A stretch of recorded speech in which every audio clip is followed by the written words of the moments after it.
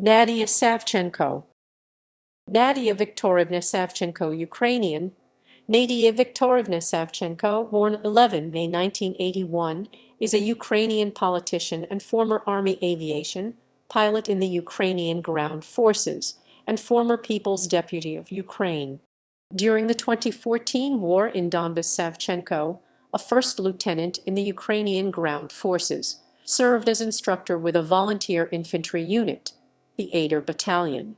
In June 2014, she was captured by pro-Russian forces in eastern Ukraine and handed over to Russia, where she was accused of having directed artillery fire that killed 2 Russian state television journalists at the positions of pro-Russian forces. She was subsequently charged and convicted of murder and illegally crossing the Russian state border despite being abducted from Ukrainian territory 1 hour before the deaths of the journalists. One of her lawyers, Mark Feygin, said she was a prisoner of war and called on the International Committee of the Red Cross and the United Nations to demand her immediate release and that of the other Ukrainian POW, lest Russia be held in violation of the GRU. European Union ministers and their representative regarded her detention as illegal and that her trial did not respect basic human rights, including the right to fair proceedings. In November 2014, while still imprisoned, Savchenko was elected to the Verkhovna Rada in the 2014 Ukrainian parliamentary election, and she formally resigned from her military post. On 25 May 2016, Savchenko was exchanged in a prisoner swap for Russian GRU officers Yevgeny Yerofeyev and Alexandrov, captured by Ukraine.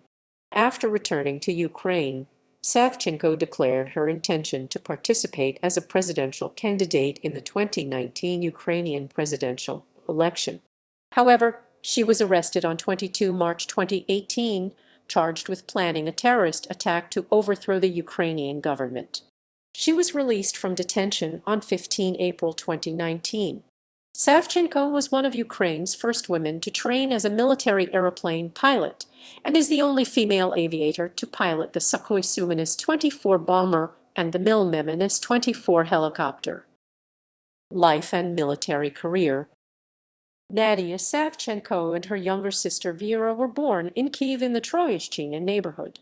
Their father was an agricultural engineer, their mother a designer and cargo manager. Savchenko's father was a member of the Communist Party of the Soviet Union, while her mother was an anti-communist. Her mother and sister Vera said in an interview that she and her sister were brought up in a Ukrainian-speaking household and attending Ukrainian language schools. At 16, Savchenko was already determined to become a pilot. She joined the Ukrainian army, working as a radio operator with the country's railway forces before training as a paratrooper.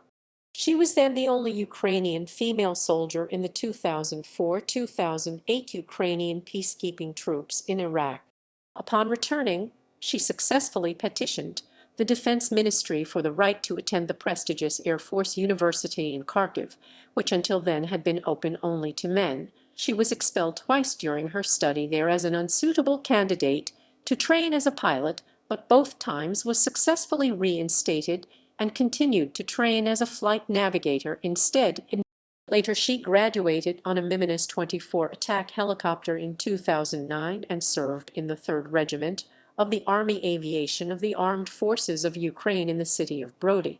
She amassed 170 flying hours as a Mi-24 navigator. In 2011, the Ukraine Defense Forces published a 20-minute documentary about Savchenko and her military career. She also featured in a United Nations development program as part of a drive to promote equality in the Ukrainian military. Savchenko found her time in Brody boring and often got drunk. She was unhappy flying on the Mi-24 attack helicopter instead of the Su-24 bomber. Her former commanding officer at Brody, Edward Saharsky, described her as a problem officer who was unstable, insubordinate, and lacked discipline. In December 2013, Savchenko's 3rd Army Aviation Regiment was ordered to Kyiv by President Viktor Yanukovych. Savchenko then, without permission from her commanding officer, joined the Euromaidan demonstrations. Savchenko kept a low profile during the protests. There is a video of her trying to persuade demonstrators not to throw petrol bombs at riot police. After the president had fled Ukraine in late February 2014, Savchenko and her unit returned to Brody. Angry over her unit not being deployed in the war in Donbas, Savchenko defied orders and left Brody, and she volunteered as an instructor in the Aidar Battalion. Capture by Donbas People's militias, militias, militias, militias, militias, militias, militias, militias, militias, militias, militias. During the war in Donbas, Savchenko fought as a volunteer in the east of Ukraine in the Aidar Battalion. On 17 June 2014, at 10:46, and she was captured near the village of Medalist, Slovianozersk Rayon, by members of the Zarya Battalion, an armed pro-Russian militant group that declared allegiance to the self-declared People's Republic of Luhansk. On 19 June, a video of her interrogation at an undisclosed location appeared on the internet. She was shown handcuffed to a metal pipe. On 20 June, the chief of counterintelligence Vladimir Gromov said that Savchenko was being treated well. On 22 June, there were media reports that Savchenko had been transferred to Donbas. Detention and trial in the Russian Federation. On 8 July 2014, there were media reports that Nadiya Savchenko was being kept in a detention center in city of Voronezh, the Russian Federation. On 9 July, Vladimir Markin, spokesman for Russia's investigative committee, a federal agency subordinate to the Russian president, confirmed that Savchenko was indeed held in Voronezh, where she was facing charges of complicity in the 17 June killing of two Russian journalists, Igor Kornelyuk, a correspondent for All Russia State Television and Radio Broadcasting Company. Ukrainian officials said the reporters did not comply with safety requirements and were not accredited. According to Savchenko's defense team, she was alibied by the billing data for Savchenko's and Kornelyuk's mobile phones provided by Ukrainian Security Service, as she had already been captured by the Russian-backed separatists 1 hour before the mortar attack that killed Russian journalists. Since late 2015, Russia's investigative committee insisted she crossed the border voluntarily without documents and in the guise of a refugee. This contradicted previously published evidence and media reports. Long before the alleged crossing, Russia's pro-Kremlin TV channel NTV reported that Savchenko had been captured by rebels and then handed over to the Russian authorities. Ukrainian officials said she had been illegally taken to Russia by Russian intelligence services in collaboration with pro-Russian rebels. In 2016, journalist Semen Zakrajny followed the investigative committee's alleged route, pointing out to numerous inconsistencies and concluding that neither Savchenko nor Russian investigators ever visited the places mentioned in the Ukraine's Ministry of Foreign Affairs issued a strong protest against the illegal transfer of Savchenko to Russia, calling the kidnapping of the Ukrainian citizen an act of state terrorism. On 8 July, President Petro Poroshenko instructed the General Prosecutor of Ukraine to take all measures to bring about Savchenko's release. In response, Vladimir Markin at Russia's investigative committee claimed that Savchenko was a terrorist and that the chances of her being released were on a par with those of Petro Poroshenko replacing Barack Obama as president of the Union. During her long trial in Russia, Savchenko has been held in a cage, which is standard practice in Russia for defendants held without bail, despite the European Court of Human Rights ruling that defendants should never be held in a cage in the courtroom. On 10 July, Ukrainian President Petro Poroshenko said in a website statement that her detention and trial is a violation of all international agreements, all norms of law, and is unacceptable. President Poroshenko emphasized that Nadiya Savchenko is a symbol of the struggle for Ukraine. While in captivity, she has demonstrated the true, strong martial Ukrainian spirit of a serviceman who doesn't betray the motherland. The president also said he had ordered a new lawyer for Savchenko. As of 11 July 2015, Savchenko's Russian defense lawyer is Mark Feygin, who is known for his defense of Pussy Riot. On 27 August 2014, during a hearing at the Sofsky District Court of Voronezh, Savchenko appeared wearing a T-shirt with the Ukrainian state symbol Trizub and spoke exclusively in the Ukrainian language. She also stated that she had been detained in Russia since 24 June, not 30 June as the Russian investigation reported. At the conclusion of the hearing, the court extended Savchenko's detention for a further 2 months and ordered that she be sent for a month to the Serbsky Institute for a Forensic Psychological Evaluation, which Savchenko opposed. On 22 December 2014, Moscow City Court upheld the decision to extend the arrest of Savchenko until the end of the investigation, which was scheduled to be concluded by 13 February 2015. Savchenko subsequently began a hunger strike. The European Union and the United States have condemned Savchenko's detention and have called for her release. Her lawyer, Mark Feygin, said she was a prisoner of war. Savchenko officially became a Ukrainian delegate to the Parliamentary Assembly of the Council of Europe, or PACE, on 26 January 2015. Thus, on a legal level, she obtained parliamentary immunity in all PACE signatory states, including Russia, from that date. Despite this, she was not released. Alexei Pushkov of the Russian Duma stated that her appointment to PACE was an attack against Russia and that gaining diplomatic immunity does not absolve one from previous crimes. However, the Russian delegation to PACE struck a different tone. PACE has declined to strip Savchenko of her parliamentary immunity and instead has stated that Savchenko must be immediately released, finding her 2014 abduction and subsequent imprisonment to be a violation of international law amounting to her de facto kidnapping. On 2 March 2015, President Petro Poroshenko awarded Savchenko with the title of Hero of Ukraine.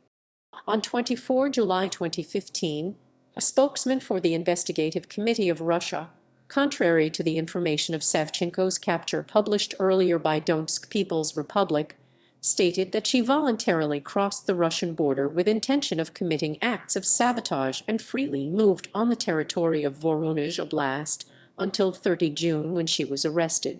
In February 2016, the U.S. State Department spokesperson Jen Psaki voiced deep concern over the continued ill treatment and deteriorating health of Savchenko and called on Russia to honor its commitments under the September 2014 Minsk agreements and the 15 February implementation plan by immediately releasing Savchenko, and other urges to release her followed. On 7 March 2016, U.S. Secretary of State John Kerry protested about Savchenko's continued detention, specifically mentioning concerns about her interrogations, solitary confinement, and forced psychiatric evaluation. In March 2016, Savchenko wrote, "It is an absurd situation when those who abduct people and subject them to torture then act as if they have a right to judge them. How can one talk about a fair trial? In Russia, there are no trials or investigations, only a farce played out by Kremlin puppets. Those in the world with democratic values ought."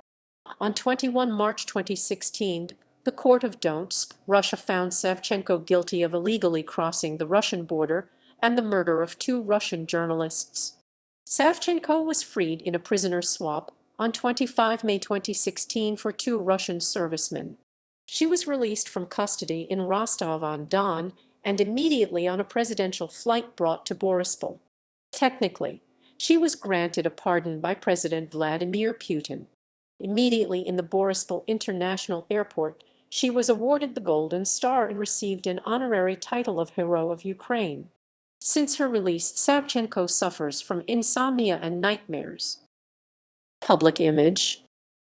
Savchenko's trial has caused a significant response inside Ukraine, Russia, and internationally. After news of her arrest was reported on 19 June, Savchenko became the subject of an impassioned Ukrainian social media campaign portraying her as a national hero. This social media campaign used the hashtag #SaveOurGirl that mid-July 2014 had generated more than 15,000 tweets, apparently inspired by the hashtag #BringBackOurGirls used in the May 2014 Chibok schoolgirl kidnapping social media worldwide campaign. According to BBC News, Savchenko is portrayed extremely negatively in the media of Russia, crude, and at times sexist. Innuendo is used to demonize Ms. Savchenko. The Russian daily Komsomolskaya Pravda said that Savchenko is known as a killing machine in a skirt, and TVI Den called her Satan's daughter.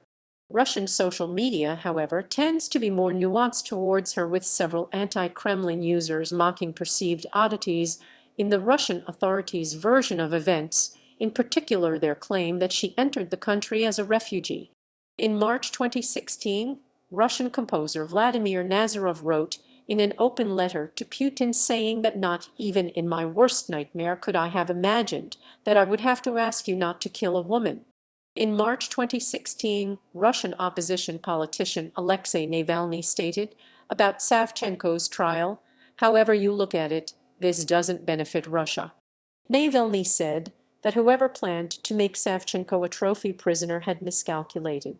He described the trial as such an obvious stitch-up you could see the threads. When Savchenko was released from Russian prison in May 2016, opinion polls for the Ukrainian presidential election showed 15% would vote for her. By early 2017, this number was below 5%.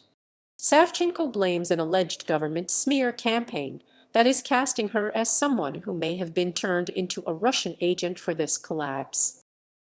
Political career. In the October 2014 Ukrainian parliamentary election, Savchenko was placed first on the party list of Batькivщина. In a June 2016 interview with Radio Free Europe, she stated that the party was her first choice, but it isn't the worst. In this same election, her sister Vera Savchenko was also a candidate for Batькivщина in an electoral constituency in Yatitin. Nadiya Savchenko was elected as a deputy to the Verkhovna Rada, the Parliament of Ukraine, as a result of the election. Because of this, Savchenko resigned from the Ukrainian army on 7 November 2014. The Russian government has recognized the elections of Ukraine, meaning that the Russian Federation was holding a member of parliament from another nation under arrest. Vera Savchenko finished third in her constituency, with 7.2% of the votes. Winner Serhiy Mischenko won 40.41% and was thus not elected. In late November 2014, Savchenko signed her parliamentary oath and passed it to Ukraine through her lawyer, and was thus sworn in as People's Deputy of Ukraine MP on 27 November 2014. On 25 December 2014, Savchenko was included in Ukraine's quota for representatives in the Parliamentary Assembly of the Council of Europe PACE. As noted above, legally this granted her parliamentary immunity in all PACE signatory nations, including Russia. On 6 November 2015, Savchenko's first draft law was introduced to Parliament while she was imprisoned in Russia. On 27 May 2016, after returning from Russia in a prisoner exchange, Savchenko said she was prepared to become president of Ukraine if the Ukrainians wished so. In 2016, Savchenko left Batькivщина, but remained a member of its parliamentary faction. This was announced on 12 December 2016, right after Savchenko had admitted she had recently held a secret meeting with separatist leaders Alexander Zakharchenko of the Donetsk People's Republic and Igor Plotnitsky. On 15 December 2016, Batькivщина expelled Savchenko from its parliamentary faction in response to her Minsk meeting with Zakharchenko and Plotnitsky. The party saw this meeting as negotiations with terrorists and adamantly opposed it. Following this controversy, the Ukrainian parliament stripped Savchenko of her PACE membership on 22 December 2016.